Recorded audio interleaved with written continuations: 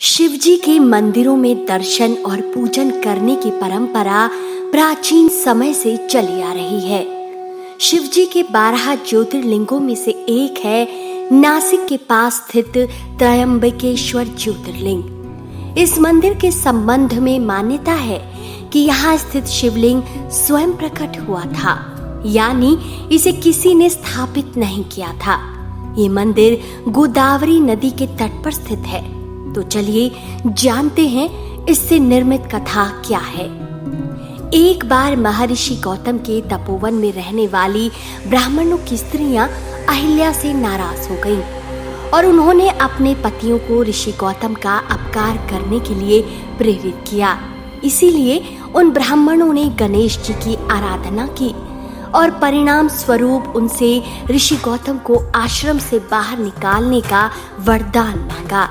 गणेश जी ने उन्हें बहुत समझाया, लेकिन वे अटल रहे और परिणाम स्वरूप वे गाय का रूप धारण कर उनके आश्रम में रहने लगे।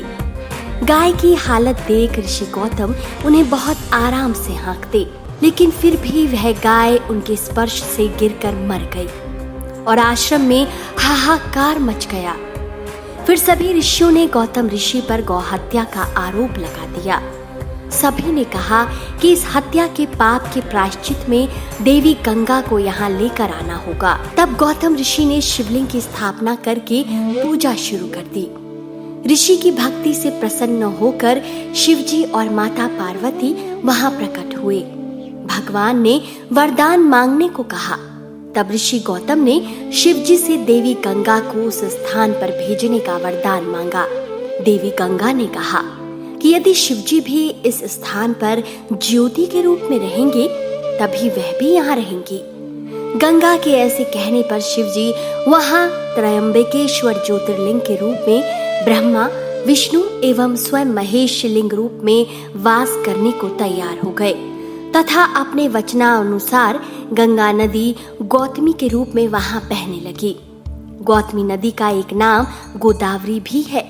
दक्षिण दिशा की गंगा कही जाने वाली नदी गोदावरी का यही उद्गम स्थान है। त्रयंबकेश्वर ज्योतिर्लिंग के पास 3 पर्वत भी स्थित है, जिन्हें ब्रह्मगिरी, नीलगिरी और गंगा द्वार के नाम से जाना जाता है। और इसी मंदिर के अंदर एक छोटे से गड्ढे में 3 छोटे छोटे शिवलिंग भी स्थित है।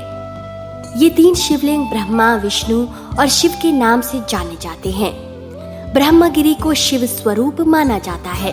नीलगिरी पर्वत पर नीलांबिका देवी और दत्तात्रेय गुरु का मंदिर है। गंगा द्वार पर्वत पर देवी गोदावरी और गंगा का भी मंदिर है। यहाँ पर इनकी मूर्ति के चरणों से बूंद बूंद करके जल टपकता रहता है, जो कि पास के एक कुंड में जमा होता है और लोग इस जल को अमृत स्वरूप मानकर ग्रहण करते हैं। तो दोस्तों, कैसा लगा आपको ये वीडियो? अपनी राय कमेंट सेक्शन में जरूर दीजिए और इस वीडियो को ज्यादा से ज्यादा शेयर कीजिए। हर हर महादेव।